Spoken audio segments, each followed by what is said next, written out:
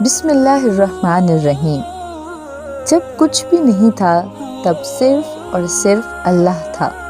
پھر اللہ نے پانی کو بنایا، پانی کے اوپر اپنا عرش بنایا جہاں اللہ کی کرسی ہے، جہاں اللہ تعالیٰ موجود ہیں۔ اس کے بعد اللہ نے قلم کو بنایا اور کہا لکھو۔ قلم نے پوچھا کیا لکھوں؟ اللہ تعالیٰ نے کہا قیامت تک جو کچھ بھی ہونے والا ہے سب کچھ لکھ دو۔ تو اللہ کے حکم سے قلم نے ہر چیز لکھ دی۔ پھر اللہ نے لوح محفوظ بنایا جو اللہ کا ایک طرح کا آفس ہے، جہاں ہر چیز قلم سے لکھی ہوئی موجود ہے۔ قیامت تک کیا ہوگا، کتنے لوگ کب پیدا ہوں گے، کیا کریں گے، دنیا کا ایک ایک حال، ہر چیز لکھی ہوئی ہے، اللہ کے علم میں ہے۔ اس کے بعد اللہ نے 50,000 سال بعد آسمان اور زمین کو بنایا۔ اس کے بعد فرشتوں کو بنایا، جنوں کو بنایا۔ اس کے بعد 6 دنوں میں پوری دنیا بنائی۔ یہ 6 دن ہمارے دنوں کی طرح نہیں تھے، یہ اللہ کے دن تھے۔ سیٹرڈے کو مٹی بنائی، سنڈے کو پہاڑ، منڈے کو ٹریز، ٹیوزڈے کو تکلیف، بیماریاں، مصیبتیں، وینسڈے کو نور یعنی لائٹ، تھرسڈے کو جانوروں کو زمین میں پھیلایا، فرائیڈے کو عصر سے مغرب کے بیچ آدم علیہ السلام کو پیدا کیا، بخاری۔ اللہ نے فرشتوں کو نور سے، جنوں کو آگ سے اور انسانوں کو مٹی سے پیدا کیا۔ آدم علیہ السلام کو بنانے سے 2000 سال پہلے دنیا میں اللہ تعالیٰ جنوں کو بھیج چکے تھے، مگر انہوں نے وہاں بہت فساد کیا، ایک دوسرے کا خون بہایا۔ تو اللہ تعالیٰ نے فرشتوں کو بھیجا جنہوں نے جنوں کو زمین سے دور کر دیا، تو جن آئلینڈز پر دور سنسان علاقوں پر چلے گئے۔ جنوں میں ہی ایک عزازیل بھی تھا جو اللہ تعالیٰ کا بہت عبادت گزار بندہ تھا، تو فرشتے اسے اپنے ساتھ لے آئے، جو بعد میں اپنے تکبر اور نافرمانی کی وجہ سے ابلیس کہلایا، یعنی سخت مایوس کیوں کیے، وہ ہمیشہ ہمیشہ کے لیے اللہ کی رحمت سے مایوس ہے۔ اب اللہ نے انسان کو بنانے کے بارے میں سوچا تو فرشتوں کو کہا کہ میں زمین میں خلیفہ بنانے والا ہوں۔ خلیفہ یعنی وہ جن کی ایک جنریشن کے بعد جنریشن آئے۔ اللہ نے جنوں اور انسان کو صرف اپنی عبادت کے لیے پیدا کیا تھا کہ وہ دنیا میں جا کر اللہ کا ٹیسٹ دیں، عبادت کریں۔ فرشتے جنوں کا حال دیکھ چکے تھے۔ انہوں نے اللہ سے کہا کہ آپ کیوں بنانا چاہتے ہیں انسان کو، جبکہ ہم تو موجود ہیں جو دن رات آپ کی حمد اور تسبیح کرتے ہیں۔ یہ انسان بھی زمین میں جا کر فساد کریں گے، ایک دوسرے کا خون بہائیں گے۔ اللہ تعالیٰ نے جواب دیا جو میں جانتا ہوں وہ تم نہیں جانتے، یعنی اللہ تعالیٰ انہیں کیوں بنا رہے ہیں یہ اللہ کو پتا تھا۔ اللہ تعالیٰ نے زمین سے مٹی منگوائی تو پوری دنیا سے فرشتے تھوڑی تھوڑی مٹی لائے، تھوڑی کالی، تھوڑی لال، تھوڑی براؤن، اس لیے انسان کی شکل ہر طرح کی ہے۔ سوکھی مٹی کو تراب کہا جاتا ہے، اسے بھگویا گیا تو وہ طین بن گئی، پھر اس میں سے لیس اٹھنا شروع ہو گیا، ایسی مٹی کو سلسال کہا جاتا ہے۔ اب اللہ تعالیٰ نے اپنے ہاتھوں سے آدم علیہ السلام کا اسٹیچو بنایا اور 40 دنوں کے لیے چھوڑ دیا۔ کسی روایت میں 40 سال آتا ہے، اللہ عالم۔ وہ مٹی سوکھی تو بلیک ہو گئی، اس میں سے بدبو آنے لگی، ایسی مٹی کو مسنون کہا جاتا ہے۔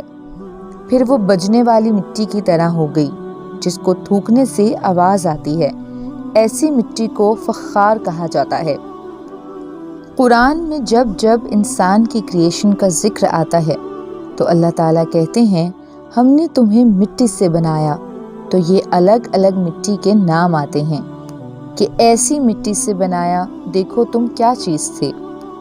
جب آدم علیہ السلام کو بنایا تو وہ 60 فیٹ ٹال تھے، جب ان کا اسٹیچو بن کر اللہ تعالیٰ نے چھوڑ دیا تو ابلیس ان کے آس پاس چکر لگاتے ہوئے کہتا، اگر مجھے اس پر مسلط کر دیا گیا تو یقیناً میں اسے مصیبت میں ڈال دوں گا، اور اگر اس کو مجھ پر مسلط کر دیا گیا تو میں اس کی نافرمانی کروں گا۔ فرشتوں نے سوچا، یہ جو بھی مخلوق اللہ تعالیٰ بنا رہے ہیں یہ علم میں ہم سے زیادہ نہیں ہو سکتی، نہ ہی ہم سے زیادہ عزت والی۔ اللہ تعالیٰ تو سب کے دلوں کا حال جانتے ہیں۔ اللہ تعالیٰ نے حکم دیا کہ جیسے ہی میں آدم علیہ السلام میں روح پھونکوں تم سب سجدہ کرنا۔ یہ سجدہ تعظیم تھا۔ اس سجدے کا حکم اللہ تعالیٰ نے اس لیے دیا کہ سب کو پتہ چل جائے کہ یہ جو نیا کریشن ہے اس کا سٹیٹس فرشتوں جنوں سے اوپر ہوگا۔ اللہ تعالیٰ نے روح پھونکنے سے پہلے ہی آدم علیہ السلام کو دنیا کا پورا علم دے دیا، ہر چیز کے نام سکھا دیے، جیسے یہ ٹری ہے، یہ ماؤنٹن ہے، یہ سٹار ہے، یہ برڈ ہے، ان کی پراپرٹیز اور یوزز بھی سکھا دیے، کمپلیٹ علم دیا۔ جیسے ہی ان میں روح پھونکی تو سارے فرشتوں نے سجدہ کیا سوائے ابلیس کے۔ اس نے اللہ کی نافرمانی کی اور سجدہ نہیں کیا۔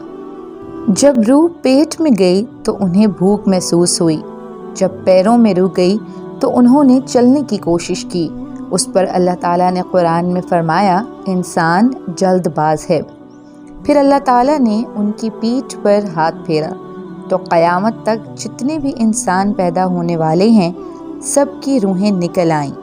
اللہ نے سب سے کہا کہ کیا میں تمہارا رب نہیں؟ سب نے کہا کہ آپ ہمارے رب ہیں۔ سب نے صرف ایک اللہ کی عبادت کا وعدہ کیا۔ اسے وعدہ الاست کہا جاتا ہے۔ ابھی عالم ارواح میں سب کی روحیں موجود ہیں جو قیامت تک پیدا ہوں گی۔ آدم علیہ السلام کو پیدا کر کے ان سے کہا کہ جا کر فرشتوں کو سلام کرو۔ انہوں نے فرشتوں سے السلام علیکم یعنی سلامتی ہو آپ سب پر کہا۔ اس کے بدلے میں فرشتوں نے کہا وعلیکم السلام ورحمۃ اللہ یعنی آپ پر بھی سلامتی ہو اور اللہ کی رحمت ہو۔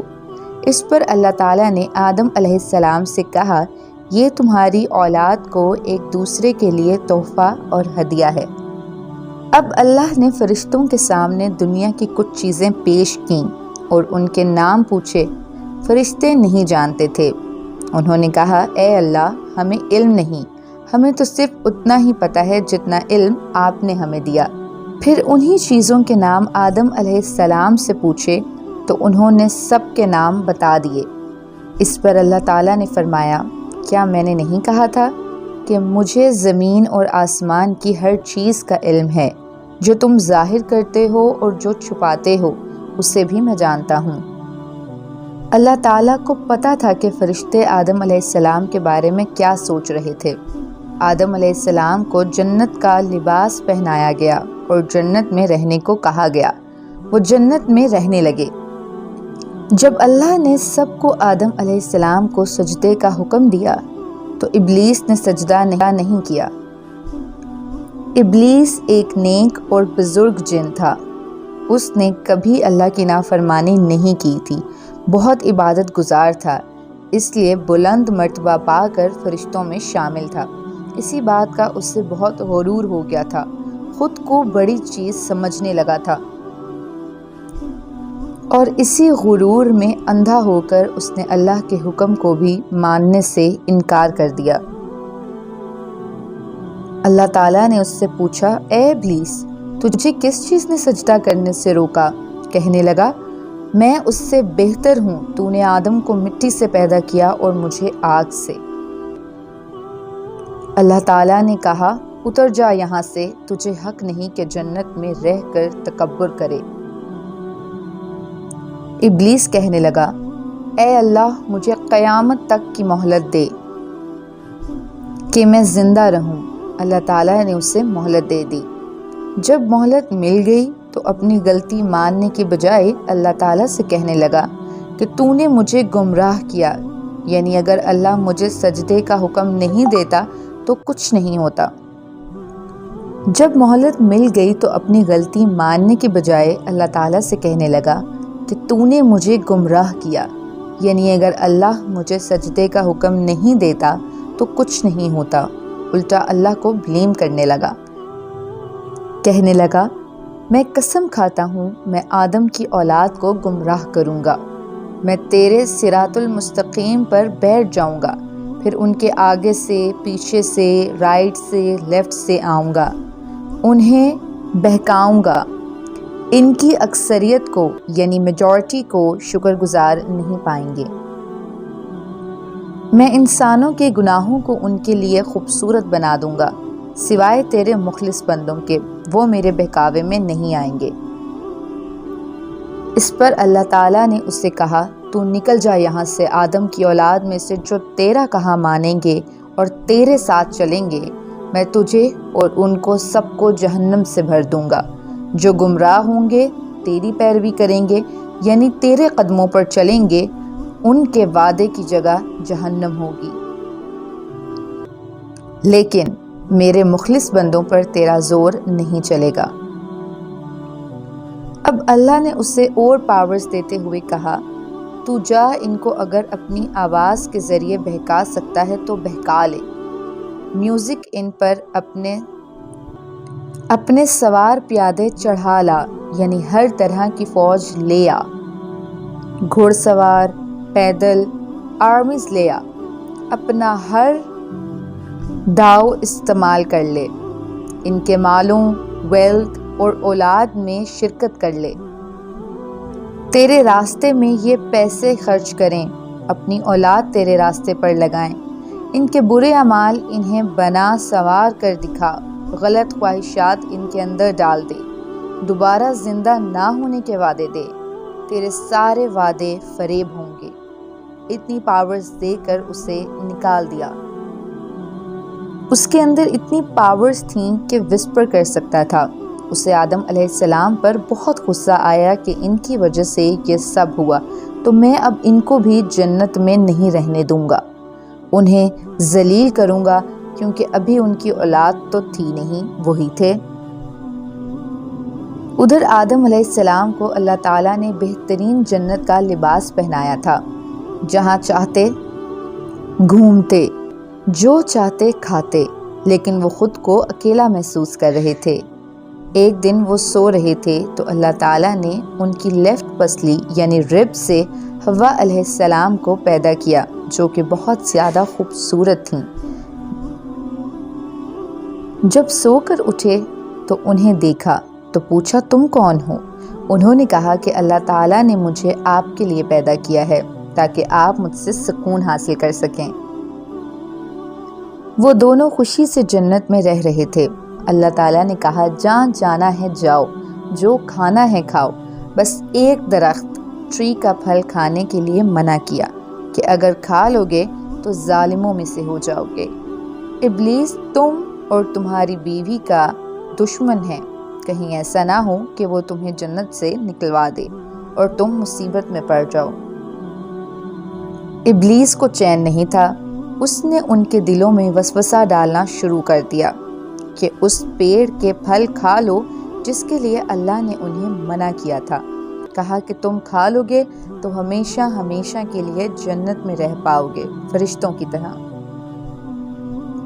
ایک دن دونوں اس کے وسوسے میں آ گئے اور وہ پھل توڑ کر کھا لیا۔ جیسے ہی انہوں نے پھل کھایا تو سب سے پہلے ان کے کپڑے اتر گئے، وہ دونوں شرم سے ادھر ادھر بھاگنے لگے، جنت کے پیڑوں کے پتے خود پر چپکانے لگے۔ انہیں احساس ہو گیا تھا کہ ہم سے اللہ کی نافرمانی ہوئی ہے۔